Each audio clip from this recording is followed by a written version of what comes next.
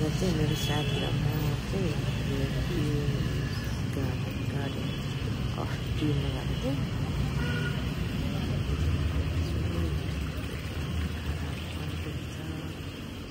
Counter भित्र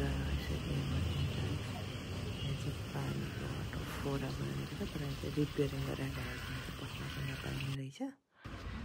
त्यसरी सबै सयपत्रीहरू यसरी रोपिएको छ ढकमक्कै।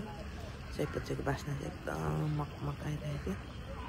मेरो साथी खुसी भएर फ्लावर गार्डनतिर यो चाहिँ एकदम राम्रो के हो यसको नाम चाहिँ थाहा भएन, तर एकदम राम्रो लाग्यो। फुल जस्तो बेलुन जस्तो फुल राखेको थियो।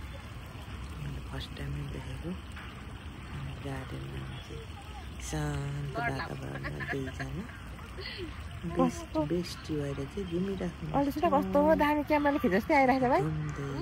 घुम्दै यसरी ग्रिनरी पोखरी पानीको पर। यो पोखरीमा चाहिँ कमलको फुल फुल्ने बेलामा चाहिँ कमलको फुल पनि हुन्छ।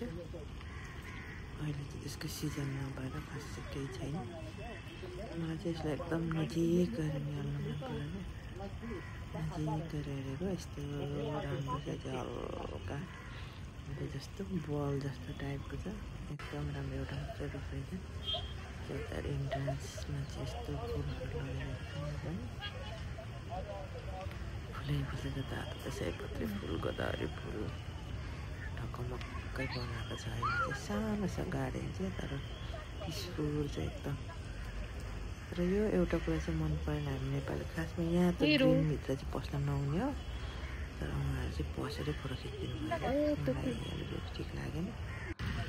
त्यस्तै के गर्नु नेपालमा होइन त, यस्तै हो।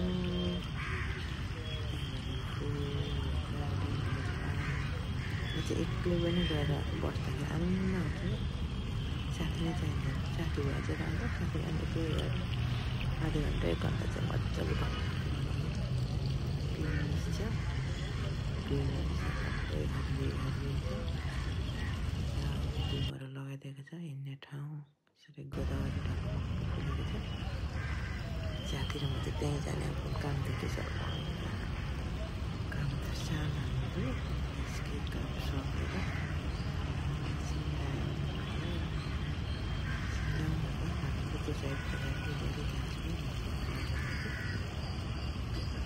लाग्छ। हामीलाई चाहिँ 50